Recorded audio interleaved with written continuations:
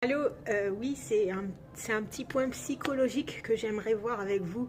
Oui, j'ai des poils de barbe. En fait, c'est des poils, mais au lieu qu'ils soient situés là, ils ont tic, tic, tic, tic, tic, tic, tic, tic, tic, tic. Ouh. Je vous dis ça parce que c'est pas pour parler de ça, c'est pour dire que en fait, je suis consciente de mes lacunes intellectuelles, physiques et tout.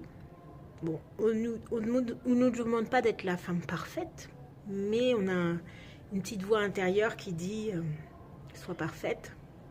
Surtout quand j'étais en couple pour fonder ma famille et que je voulais vraiment être la meilleure. Donc c'était pour vous dire que quand j'étais ado, genre 16-17 ans, jamais de la vie je serais sortie avec cette coiffure. Jamais de la vie j'aurais eu ça.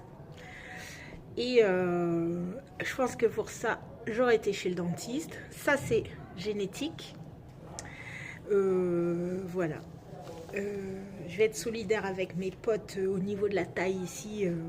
Ça s'arrange, mais c'est pas mon idéal féminin de beauté. Et aujourd'hui, enfin, étant ado, j'aurais considéré que j'étais grosse. Maintenant, j'étais plutôt une danseuse.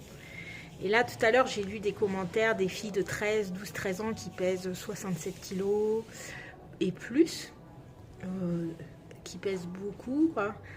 Mais j'ai eu le temps de réfléchir. Je me suis dit, après tout, des personnes qui n'ont pas fait de danse ou de sport dans leur éducation, bah, ça peut être beau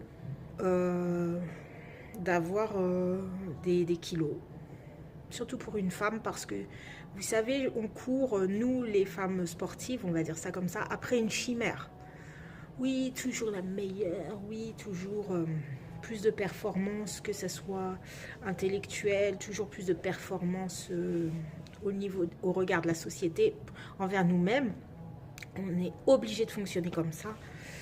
Alors qu'en fait, notre richesse, c'est quoi? C'est être tranquille, manger ce qu'on veut.